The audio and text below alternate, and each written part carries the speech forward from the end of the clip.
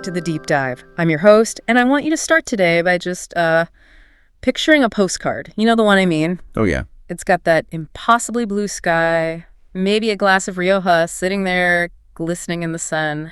A high-speed train is zipping through an olive grove. It's Spain. It's the Spain you go to forget your problems. Mm-hmm. The image of a modern, consolidated, safe European democracy. Exactly. It's the image that millions of people buy into every single year. A success story. And look, to be fair, for the vast majority of people who visit or live there, that image is, for the most part, real. But today, we're going to do something a little uncomfortable. We're going to take that postcard. And we're going to peel back that glossy sticker on the front. And what's underneath isn't quite so pretty. No, not at all. We are looking at a stack of documents today that allege that underneath what they call an institutional varnish, there's a very dark, very complex machine at work. So this is a deep dive into a report titled The Long Shadow of Impunity, From the Sewers of the State to Narco-Fascism. Narco-fascism, I know. That is quite a word to start the morning with. It is heavy. It's a very heavy term. But the report, which comes from the investigation newsroom, it really insists that we can't properly understand modern Spain without understanding this term. Okay, so what is the core argument here? What's the thesis? The core argument is this. The structures of power from the Franco dictatorship, which supposedly ended back in the 70s, they didn't just vanish into thin air when the new constitution was signed. They didn't just pack up and go home? It was not at all. They didn't disappear. They adapted. They mutated. They learned to operate within the new democratic system. So the mission for us today is to connect some dots that, frankly, I didn't even know were on the same page. We're talking about high-level political corruption, something the source calls the sewers of the state. Which we definitely need to unpack. Absolutely. And then linking that to neo-fascist violence and, maybe the most surprising part, international drug trafficking. I know, it sounds like the plot of a conspiracy thriller. It really does. But the source material is incredibly detailed, and it argues this isn't just about people stealing money. Right. Corruption is usually just about greed. Exactly. Greed is simple. Wow. This, they argue, is about something else entirely. It's about intimidation. It's about the erasure of history. And it's about a phrase that really stopped me in my tracks when I read it. Which was? Low-intensity state terrorism. That is a massive accusation to level at a modern European country. When I hear state terrorism in the context of Spain, my mind immediately goes to the history books. Yeah. I think of the Civil War, firing squads, or even the years of ETA terrorism, the car bombs, the shootings. That's all very high intensity. Exactly. And that is the very first mental shift the report asks us to make. The classic shot to the back of the neck, the execution-style killing is, it's out of fashion. Out of fashion. Is that a moral improvement? Did they suddenly develop a conscience? No, not at all. It's a tactical one. It's a practical consideration. In a modern, consolidated European democracy, a member of the EU, you simply cannot just shoot a journalist or a whistleblower in the street anymore. It's too messy. It's incredibly messy. It creates a martyr. It brings in the international press, the EU commissions, human rights observers. It just doesn't serve the interests of power anymore. It's, frankly, bad for business. So if you want to silence someone today, a bullet is off the table. What do you use instead? You use something much more subtle. Mm-hmm. You use plausible deniability. Okay. The objective remains exactly the same. Neutralize the dissident. You take the person causing trouble for the powerful, and you remove them from the board. But you have to do it without leaving any fingerprints that point back to a political party or a ministry or any government institution. So give me an example. If they aren't using hitmen, what does this neutralization actually look like in practice? Well, the new weapon is the accident, a tragic, unforeseen event. The weapon is a random assault by a common criminal, something that gets filed as just another statistic. So, bad luck. Bad luck. Or, even more effectively, the weapon is what sociologists call civil death. Civil death? What's that? It's when you don't kill the body.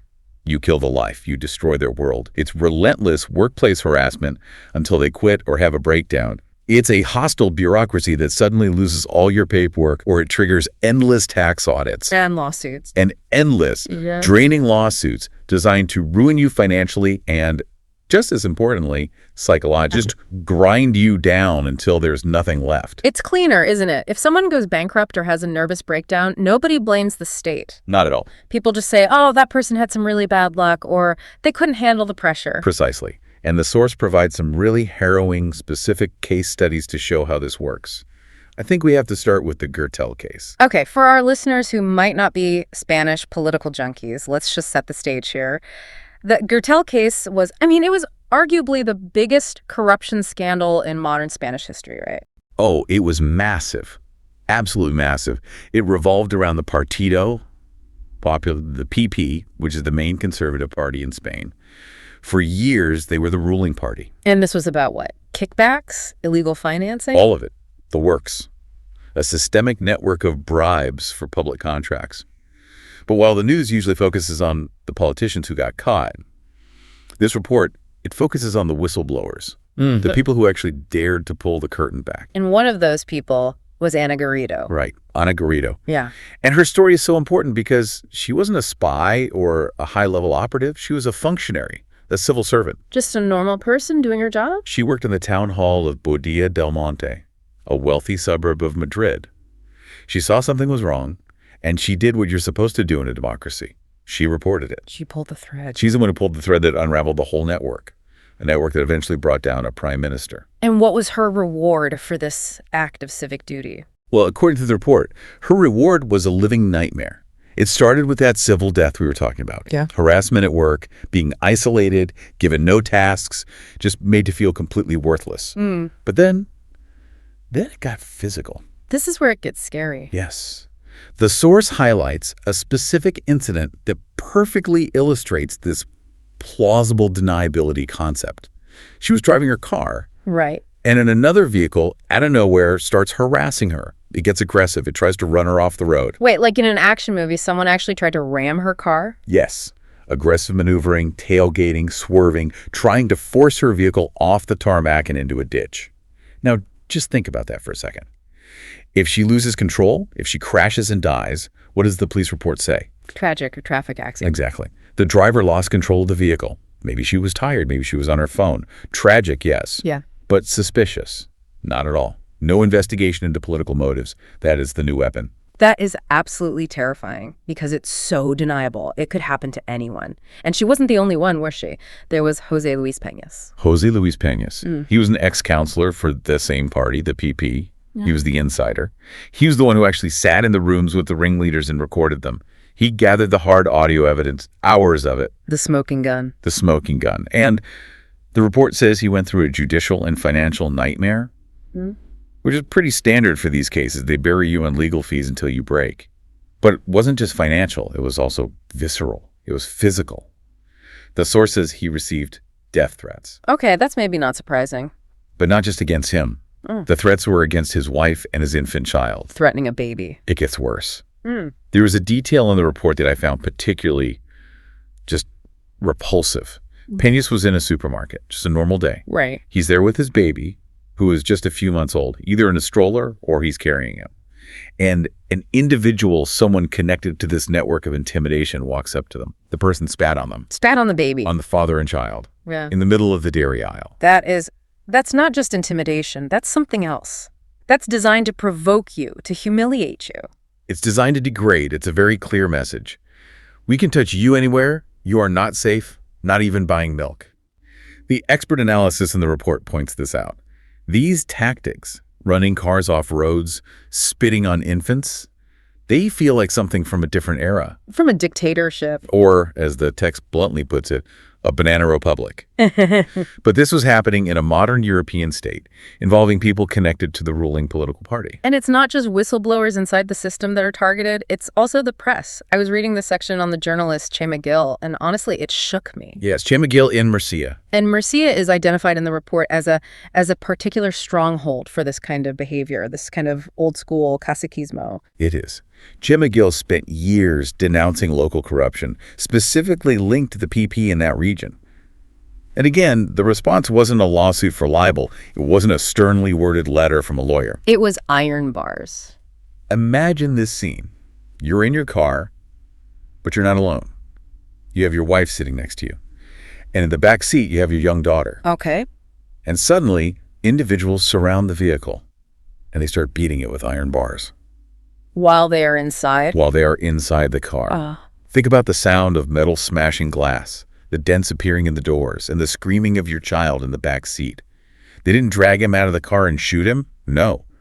They terrorized his family in front of him. That's the low-intensity part, I guess. Nobody actually died, so it doesn't make the front page of the New York Times. Correct. But the psychological scar from an event like that is permanent.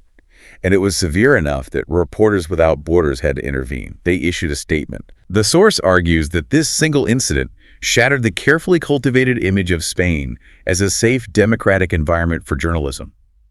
I mean, if you can't write about local corruption without your daughter watching men smash your car with pipes, do you really have freedom of the press? That's a rhetorical question, right? The answer is obviously no. But there's another layer to this that the report gets into. Let's say you survive the car chase, and you survive the guys with the iron bars, and you actually get your evidence to a judge. Then the evidence has a magical way of disappearing. This is the pattern of theft of evidence. It happens so often with such regularity that the report suggests it simply cannot be a coincidence. It stretches credulity. Give us the rundown. Okay, let's stay in Murcia for a moment. A judge is investigating a major corruption case. He has all the files on his laptop. The laptop gets stolen. Okay, a random burglary maybe? Well, it happened multiple times. Just the laptop, nothing else of value. Then you go south to Marbella, the famous Jesus Gil case, different Gil, no relation to the journalist. The famously corrupt mayor of Marbella? Exactly. Documents that were critical to the prosecution, they were stolen. Not from his house, but directly from the courts. From inside the court building? How is that even possible? From the custody of the court.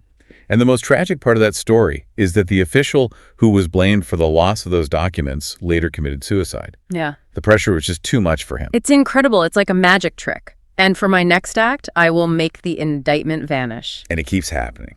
Then there's Almeria, another corruption mega case. This time, documents were stolen from a private prosecution association, basically a citizens group trying to hold power to account. The report's argument is simple. You do not have random burglars breaking into law offices and courthouses just to steal specific stacks of boring financial paper. No, you don't. They're not after cash or jewelry. They are after very specific files. And that suggests they are directed to do so. It implies that the sewers have a master key, that they can get in anywhere. But this intimidation isn't just happening in dark parking lots or empty offices. The report talks about a theater of intimidation that happens in broad daylight, right inside the courtrooms with the judges watching. This is where we see the sheer boldness of these groups. Yeah. And to understand this, the report says we have to look back at the transition. Okay, let's do a quick definition for our international listeners. The transition refers to the period after the dictator Franco died in 1975, the move towards democracy. Yes, and it's often mythologized as this peaceful, perfect handshake between the old regime and the new Democrats, a model for the world. But the report says that's not the whole story. Not even close. It says, look at the 1977 Atocha massacre. This was a pivotal moment. Far-right fascist gunmen walked into a labor lawyer's office in Madrid and gunned people down. 5 people were killed. It was a slaughter, a foundational trauma for the new democracy. It was. But look at the trial that followed. The report describes it as a circus. You had fascist sympathizers packing the public gallery inside the courtroom. They weren't sitting quietly. They were insulting the victims' families. They were making threats. In front of the judge. In front of the judge. And the source claims there was tacit complicity. The judge let it happen. It wasn't a solemn pursuit of justice. It was a continuation of the violence by other means. And perhaps predictably, the convicted killers later escaped from prison with suspicious ease. And the argument is that this circus mentality, this courtroom intimidation, hasn't gone away. It's just updated its wardrobe. Which brings us to the Ader Zabaleta case. This story. This is one of those stories that once you read it, it really stays with you. Take your time with this one. I think it's important for people to really understand what happened here, the level of cruelty involved. Ader Zabaleta was a young Basque man. He was a football fan, a supporter of the team Real Sociedad. In 1998, he went to Madrid to watch a match against Atletico Madrid. Before the match, near the stadium, he was ambushed and murdered by members of the Frente Atletico, a well-known neo-Nazi ultra group associated with the club. And he was killed for what? For being Basque? For wearing the wrong team's scarf? Essentially, yes. It was a hate crime, pure and simple. But the horror didn't stop with his murder. It continued right into the trial. And we have to talk about the mime incident. The mime. It sounds bizarre, almost theatrical, but it's actually terrifying. Picture the scene. You are a family member of Ader, the victim. You're in the courthouse. the supposed sanctuary of justice. You're surrounded by police, lawyers, the whole machinery in the state. You need to use the restroom. You go into the ladies' room. A private, vulnerable space. Exactly. And while you're in there, maybe washing your hands or looking in the mirror, the door opens. And it's not court security. It's a group of male neo-Nazis, supporters of the man who killed her family member. These large, intimidating men. They enter the women's restroom. They don't say a word. Yeah. They corner her. Do they hit her? Do they threaten her verbally? No. If they hit her, they go to jail for assault. If they threaten her, it's a crime. They don't touch her. They don't say a single word. They walk over to the sinks, and they slowly, deliberately, theatrically begin to wash their hands. It's Pontius Pilate washing his hands of the blood. Exactly. They are scrubbing their hands over and over, looking her right in the eye, maybe with a little smile. A pantomime? The message is clear. We are washing our hands of the blood. Or maybe we will wash this away and get away with it. The victim's family described it as a teatrillo, a little theater of terror. That is psychological torture. I mean, what kind of mind even comes up with that? The cruelty is just, it's so calculated. It is calculated sadism. And the judicial failure here was, according to the source, massive. The judge only condemned the material author, the guy who physically held the knife. He refused to label the Frente Atletico as a terrorist organization or even a criminal gang. He treated it as a brawl. He treated it as a fight between fans. He completely ignored the collective ideological nature of the hate crime. And the aftermath of that. For years, and I mean years, inside the Atletico Madrid stadium, thousands of people would chant the name of the killer, Ricardo Guerra. They treated him like a hero. They would mock Zabaleta week after week, broadcast on national television. Which brings us directly to the nexus between football and politics. Because we aren't just talking about some misguided hooligans blowing off steam. The report claims these groups are useful tools for powerful people. Extremely useful. And there's no better example of this than the scandal from 2008 involving Ramon Calderón. He was the president of Real Madrid at the time. The biggest football club in the world. The White House of football, as they call it. The very same. So Calderón had a problem. He had a very contentious General Assembly coming up, a members' meeting. She was unpopular, and he needed to control the room. So what did he do? He allegedly hired members of Ultras, so the Real Madrid neo-Nazi group, and get this, members of the Frente Atletico. Wait, hold on. You have to stop there. Real Madrid and Atletico Madrid are mortal enemies. Their ultra groups are supposed to hate each other more than anything. They fight each other in the streets. That is the profound irony that the source hammers home. These mortal enemies work side by side as a single unit. What did they do? They packed the room. They silenced any critics of the president. They shouted down and insulted rival candidates. They were, in effect, a private army ensuring the president won the vote. So they are mercenaries, thugs for hire. That's what the report alleges. The source mentions a smaller scale example, a criminal known as El Canuto in Granada. Right, a different scale, but the exact same dynamic. El Canuto was a local thug who confessed to working as an enforcer for a señorito, a local boss, a powerful man in the city. It just illustrates that this link between the respectable power, the money, and the street power, the muscle, it exists at every level of society, is a feature of the system. And it's dangerous to investigate them. There's the story of Antonio Salas. He's the journalist who went undercover, right? He wrote the book Diario de un Skin, Diary of a Skinhead. Yes. An incredible, brave piece of journalism. He infiltrated these groups for years. He proved how they used the massive platform of football stadiums for neo-Nazi propaganda. It's free TV time, millions of people watching, and there are their banners, their symbols, their recruitment drives happening in plain sight. But his cover was blown in a way that really supports this collusion theory, this idea of the sewers we keep talking about. It really does. It wasn't that he slipped up and used the wrong slang or forgot a password. It wasn't an internal mistake. A police officer tipped off the Nazis. A cop, a member of the state security forces. Yes. He looked up Salas's details, maybe his license plate or his national ID, and gave the name and identity of the journalist to the very neo-Nazis he was investigating. He told them, "This guy is a reporter." That is the literal definition of the sewers. When the police are protecting the neo-Nazis from the press, it puts the journalist's life in immediate danger. Precisely. And this evolution of violence, this professionalization of it, leads us to the next major section of the report. Okay, so we have a deep state that uses plausible deniability, and we have a violent enforcement arm that hides in plain sight inside football stadiums. But how is all of this funded? Because mercenaries aren't cheap. Running these networks costs money. We've gone from political violence to football violence.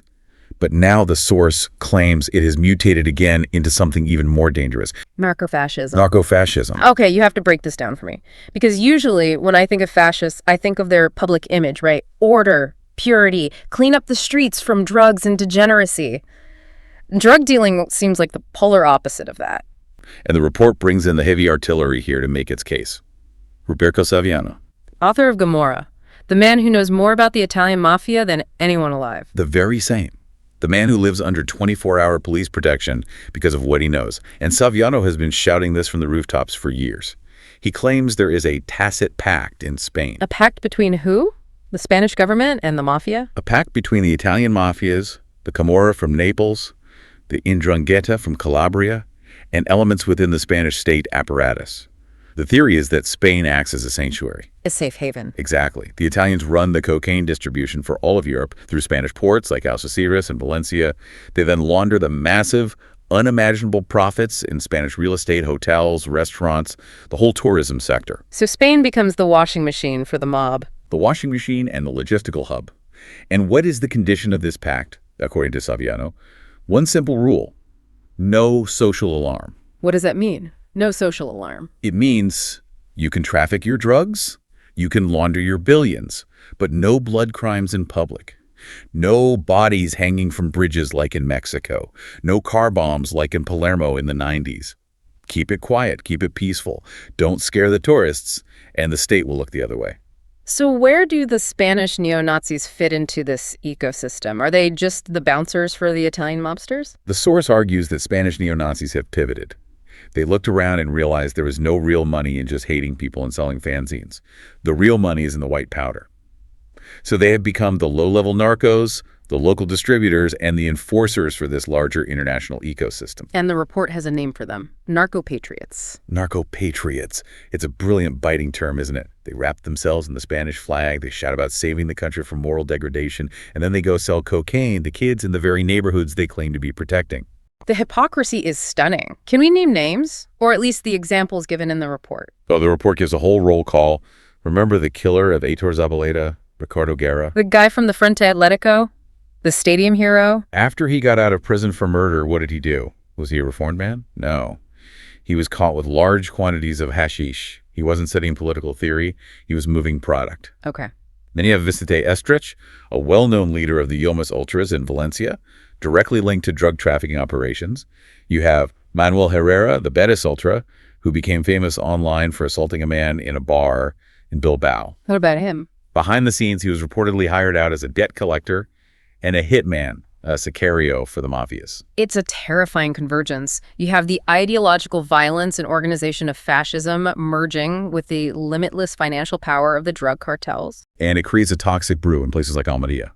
The report highlights this region specifically. You have a huge agricultural sector with a large, often exploited immigrant workforce. And you have neo-Nazis financing their ideology through drug sales in a region that has already seen horrific racial pogroms, like in El Ejido back in 2000. It's an explosive mix. There was a very recent case mentioned, Borja Villasis. I remember seeing this on the news. It was a huge story. Yes, very high profile.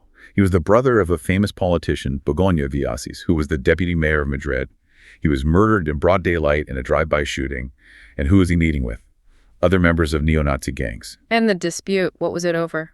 It wasn't about politics. It wasn't about the unity of Spain or some obscure fascist doctrine.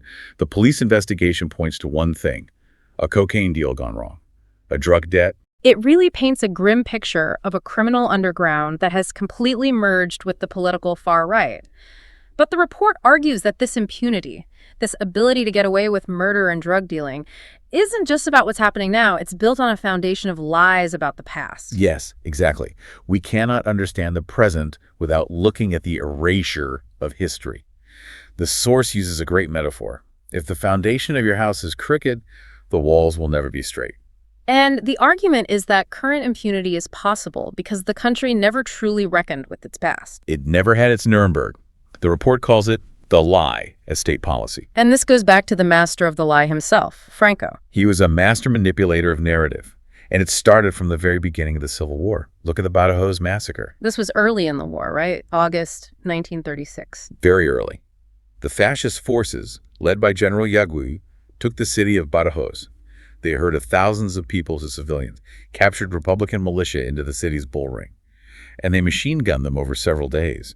It was calculated crime against humanity. How did they cover up something that huge? They silenced the foreign correspondents. There were Portuguese and French journalists there who witnessed the aftermath. They were threatened, they were expelled, or their reports were censored and blocked. They made sure the world didn't see the photos of the bodies piled high in the bull ring. The report mentions another general, Caipo de Llano. He's a figure that, well, he was buried with honors in a major church in Seville until very recently, wasn't he? He was. He was the viceroy of the South. Yeah. A brutal, sadistic man. He used the radio every night to broadcast messages of terror, encouraging his troops to rape red women. The report notes that he gave explicit orders to destroy graphic evidence of crimes. He knew that history is written by the people who control the archives. That is why we have so few photos of atrocities from the fascist side of the war. And then, of course, the biggest lie of all, the foundational myth. Guernica, the foundational lie. April 1937.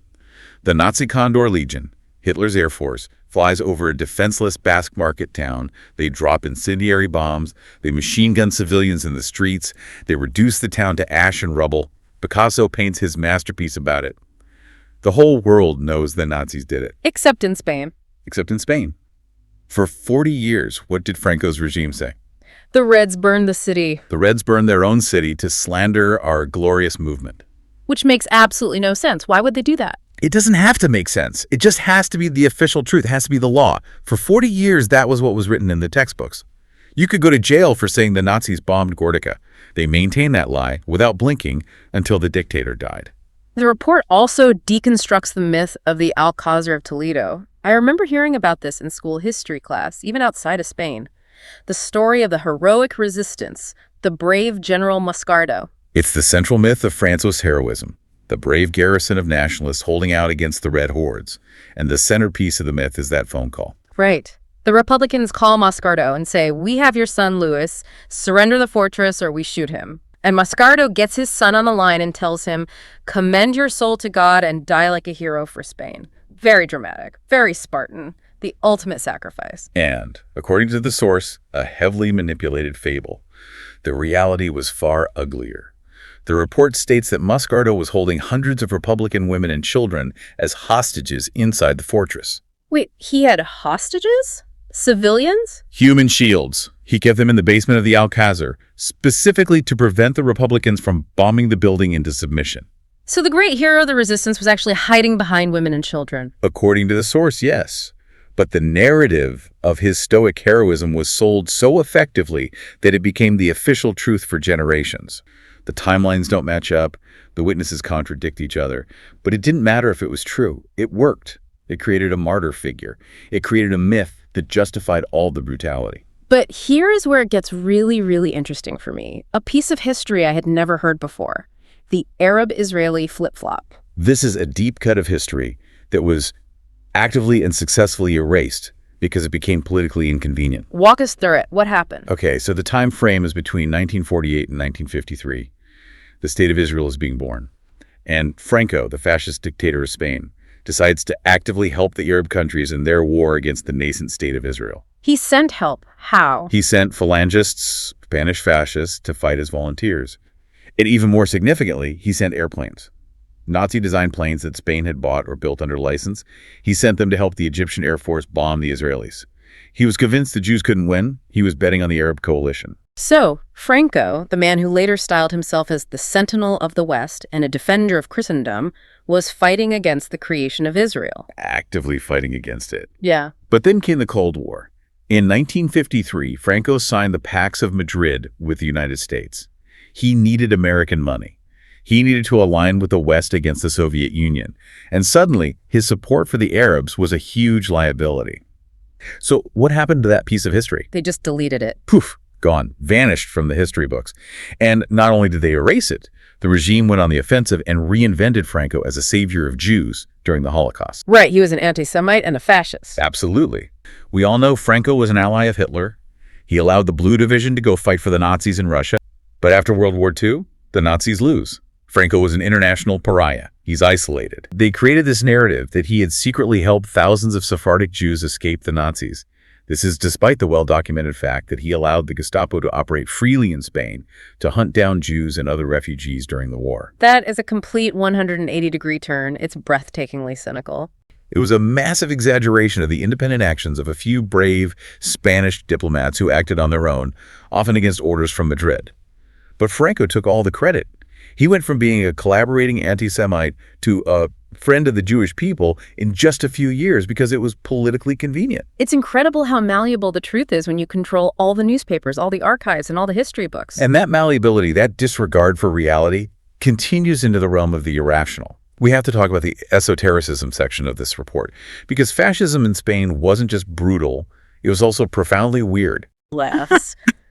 The ghost hunting? I saw this in the notes and I thought it had to be a joke. Please tell me about the ghost hunting. You can't make this stuff up. Yeah. The Falange, the core fascist party, literally had a unit dedicated to paranormal investigations. Their primary mission was to find the ghost of their founder, José Antonio Primo de Rivera, who had been executed by the Republic. Why? To get his advice from the great beyond. To commune with the spirit of the leader. But here's the comedy. They would go to these poor rural villages where he was last seen. They'd find peasants. And the peasants, not being stupid, realize, hey, these city guys in uniforms are complete idiots. Or they scammed them. Of course. They'd say, oh, yes, I saw the ghost of José Antonio just last night over there by the old barn. And the fascists would get all excited and give them the tip. It was a local ghost sighting economy. It sounds ridiculous, I know. But the source argues it's crucial to understanding the psychology of the movement. Fascism has always had this deep, weird obsession with the occult. The Nazis had the Honor Bay, their SS division, searching for the Holy Grail and Aryan ancestors in Tibet. Because it creates a mindset where magical thinking can override empirical evidence and logic. Exactly. If you can genuinely believe that your nation has a mystical destiny, or that you're communicating with the spirits of dead founders, you can believe anything. You are primed for conspiracy theories. The text traces a direct line from this historical occultism to the modern conspiracy theories we see today. Like after the 11M train bombings in Madrid in 2004. A perfect example. Yeah. All the evidence immediately pointed to al-Qaeda-inspired jihadists. But the right-wing media and political ecosystem immediately flooded the zone with conspiracies. It wasn't about finding the facts, it was about shaping a belief that served a political purpose. The report paints Franco himself as being incredibly superstitious and gullible. Highly. He's a military man, but he lacked a broad cultural or scientific education. He fell for scams constantly. Franco, the absolute ruler of Spain, the man with the power of life and death over millions, was getting conned by common snake oil salesmen. Repeatedly. It's astonishing. There was a guy named Albert Fickle, the Austrian inventor. He managed to get an audience with Franco and convinced the Generalissimo himself, that he had invented a machine that could turn water from a river into gasoline. Water into gasoline, and Franco bought it. Hook, line, and sinker. The report says he gave Fickle resources, state protection, a laboratory. It was a complete and utter fraud, obviously. And then there was the Count. Alain de Viegas, a Belgian count, who was recommended to Franco by high-ranking members of Opus Dei. He claimed he had invented a device that could find underground oil deposits from an airplane, using a kind of high-tech dowsing rod. A dowsing rod, like a magical stick that finds water. Basically a scientific-looking magical stick. Found nothing, of course. It's funny in a dark way, but it's also absolutely terrifying that people this gullible were in charge of a country. That's the entire point the source makes. This wasn't just a personal quirk of Franco's. It reflected a deep systemic irrationality and a lack of scientific culture that was enforced by the dictatorship. They rejected modernity and enlightenment, so they fell for magic tricks. And what about the looms, the Matesa scandal? Matesa. This was a company run by prominent members of Opus Dei in the 1960s. They claimed to have invented these miraculous revolutionary textile looms that they were exporting all over the world. But the report points out that this irrationality has a dark side that persists today. It does. It links directly to what's known as esoteric Nazism. This is a real and very strange belief system. Esoteric Nazism. It's a mystical interpretation of Nazism. Figures like Miguel Serrano, a Chilean diplomat who was very influential in Spanish far-right circles, pushed the idea that Hitler didn't actually die in the bunker. Right, the classic conspiracy theory. He escaped to Argentina. This goes way beyond Argentina. They believe he escaped to a secret base in Antarctica, to the Hollow Earth, or that he was in psychic contact with Hyperboreans or Aryan aliens in UFOs. It sounds like bad science fiction, but it creates a mystical religious devotion to the ideology that transcends politics. And the report says this mixes very easily with the Spanish popular love for the occult. Yes, Spain has a huge popular culture of the más allá, the great beyond. A TV personality named Dr. Jimenez del Oso was a massive star for decades, talking about ghosts, pyramids, and UFOs. It sounds absurd, almost funny, but the source argues this has a very dark legacy today. It does. It mentions prominent right-wing intellectuals like Sanchez Dragó and Ricardo de la Cierva. Now, de la Cierva was a serious, respected historian for the Spanish right, a major reference point. He was obsessed with Judeo-Masonic conspiracies infiltrating the Vatican. The source's argument is that this legacy of superstition, which was imposed by 40 years of national Catholicism, created a fertile ground for modern fake news. It's the digital militias. Exactly. If you raised a generation to believe in Masonic plots and national destiny rather than objective facts, they are incredibly susceptible to internet hoaxes. The central argument is that this decades-long lack of critical thinking and scientific education has left modern Spain incredibly vulnerable. If your grandparents could be convinced that a man can turn water into gasoline, it's not a huge leap for you to believe the modern conspiracy theories you see on Facebook. And this leads us directly to the modern day, because today they aren't looking for ghosts in barns, they're creating ghosts online, the disinformation machine. This is the modern weapon.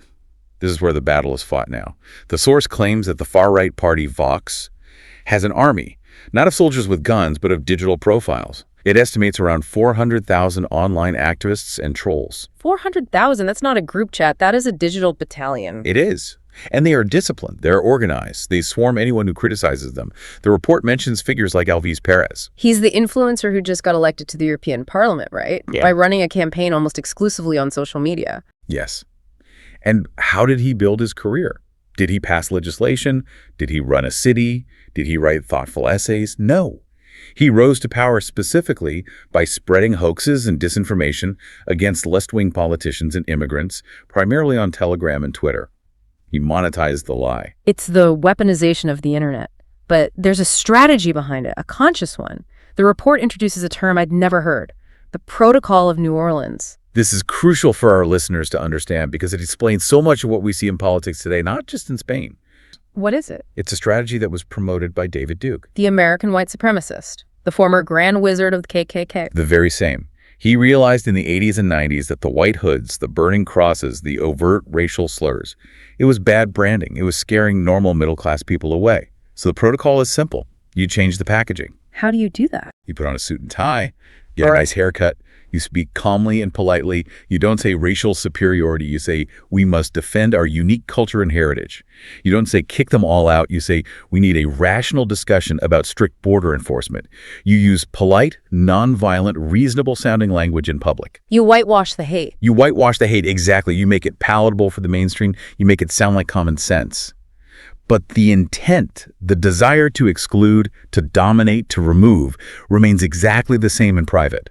The source warns that this whitewashing makes it much, much harder to spot fascism today. It's not shouting anymore. It's smiling. So let's try to recap the monster we've built here. We have political violence disguised as random accidents. We have drug money fueling the political movement. We have historical lies covering the tracks. And we have a massive internet army confusing the public. The big question is, who is pulling the strings? The report talks about a structural web of power. It goes back to a concept that is very, very Spanish. Caciquismo. We need to define this. What is a cacique? To understand this, you have to picture rural Spain in the 19th and early 20th century.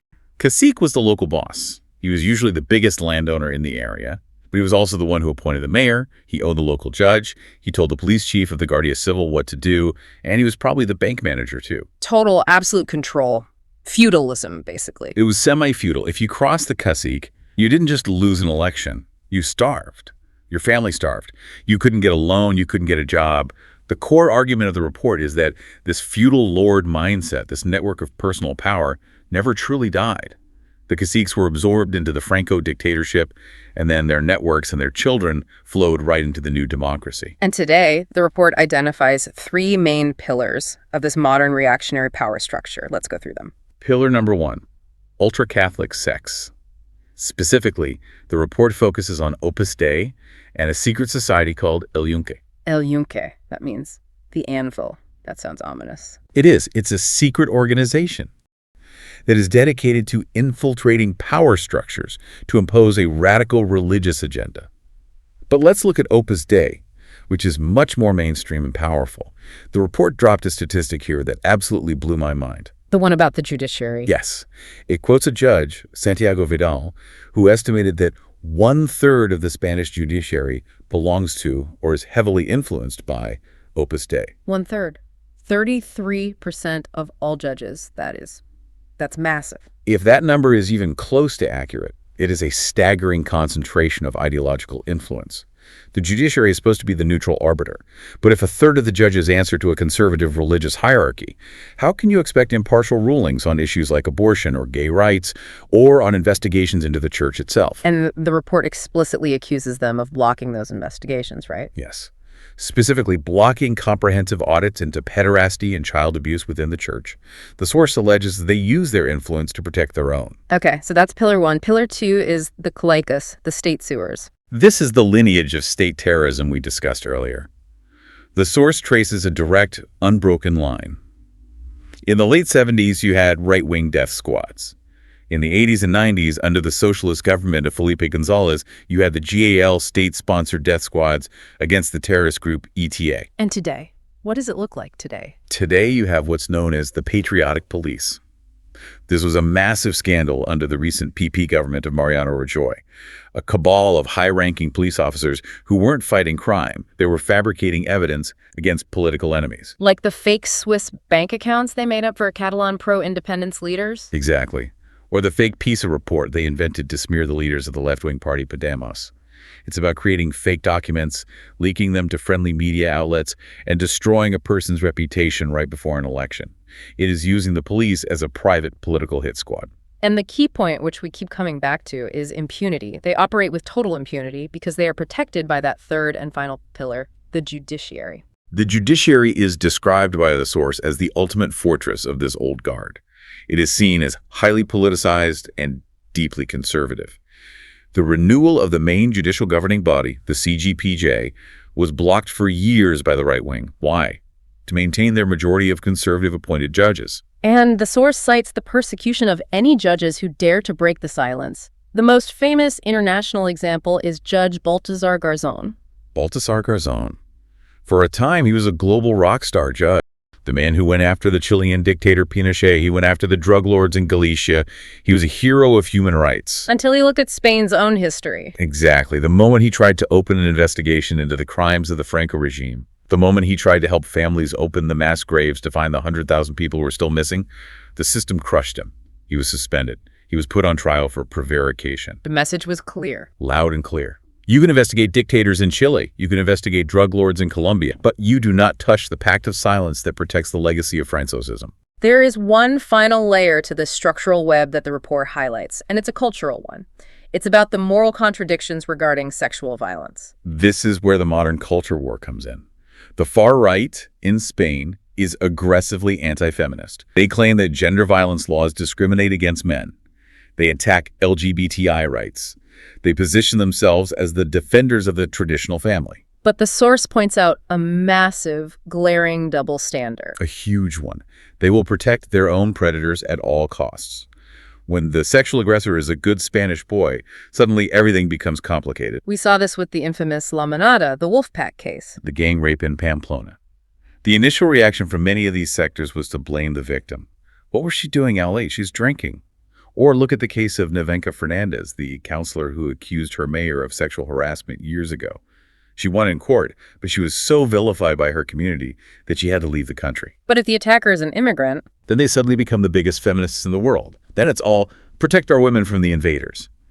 It is a cynical, instrumental use of women's safety as a racial and political weapon. And we can't talk about protecting predators without circling back to the church again. The numbers presented are just devastating.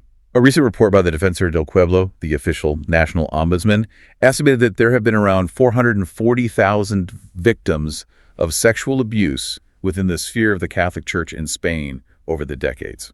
440,000. That is the size of a city. That is the entire population of a medium-sized European capital. It is an epidemic of historic, unimaginable proportions. And yet, the institution's response has largely been denial, minimization, and the protection of the abusers. It is the ultimate expression of impunity. When you know you can abuse a child and that the bishop, the judge, and maybe even the police chief will all look the other way because you are all part of the same club. So we've covered a lot of ground, from neo-Nazis washing their hands in courthouse bathrooms to secret societies in the judiciary. The question I'm left with is, what is the ultimate goal of all of this? Is it just about corruption? Is it just making money? The source argues it's much deeper than that. Money is the fuel, yes. But the method, the overarching strategy, is psychological warfare. And that brings us to that chilling comparison with the Stasi. The East German secret police, they were masters of control. And they had a specific technique called Zersetzung. It translates roughly to decomposition or corrosion. How did it work? What was it? The goal of Zersetzung wasn't to arrest you or shoot you. Arresting you makes you a hero, a political prisoner. The goal was to destroy your psychology from the inside out, to make you paranoid, depressed, and isolated until you simply gave up. Like the mime incident in the bathroom? Exactly like the mime. Like the car trying to run you off the road. Like someone spitting on you and your baby in the supermarket. Like the inexplicable, repeated loss of your crucial files. They want you to feel like you are going crazy. They want you to doubt your own reality. They want to break the person without ever leaving a physical mark that a doctor could photograph. It's a chilling thought, because if this impunity is, as the report says, a feature, not a bug of the system, then really anyone could become a target. And that is the so what for the listener. That's why this matters. You might be listening to this and thinking, well, I'm not a corruption whistleblower. I'm not a journalist investigating the far right. I'm just a normal person. This doesn't affect me. But the report argues that it does. Because if the justice system is rigged, it's rigged for everyone.